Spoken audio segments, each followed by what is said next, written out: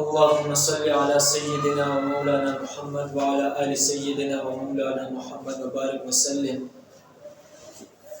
میرے پیارے دوستوں اور بھائیوں، آج ہم پڑھیں گے غیبت کے بارے میں۔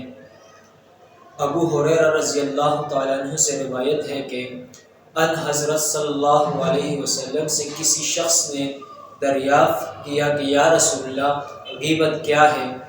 آپ صلی اللہ علیہ وسلم نے فرمایا، غیبت یہ ہے کہ اپنے مسلمان بھائی کا اس طرح سے تذکرہ کرنا کہ اس کو ناگوار محسوس ہو۔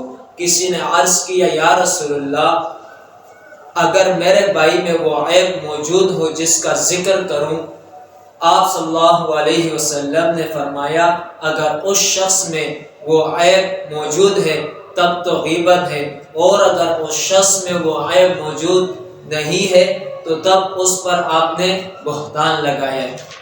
اگلے حدیث میں انس بن مالک رضی اللہ تعالیٰ عنہ سے مروی ہے کہ آن حضرت صلی اللہ علیہ وسلم نے ارشاد فرمایا، میں جس رات معراج پر گیا تو میں نے دیکھا کہ ایسے لوگ بھی دیکھے کہ جن کے تانبے کے ناخن تھے اور وہ ان سے اپنے منہ اور سینے نوچ رہے تھے۔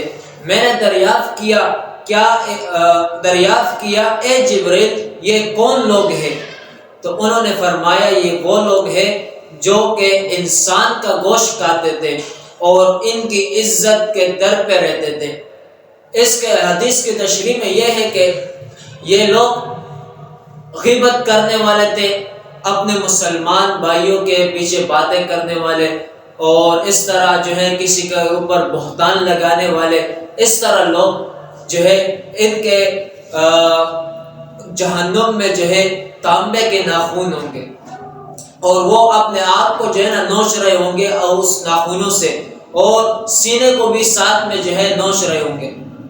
یہ جو ہے نا غیبت کرنے والے لوگ جو ہے جہنم میں اسی طرح جو ہے ہوں گے۔ اللہ رب العزت سے دعا ہے کہ اللہ رب العزت ہمیں اور آپ کو جو ہے اس پر عمل کرنے کی توفیق عطا فرمائے۔